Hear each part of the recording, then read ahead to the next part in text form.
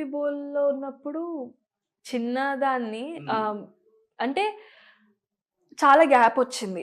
Boll baby boll 2017 and అప్పటి నుంచి ఇప్పటికి గ్యాపొచ్చింది.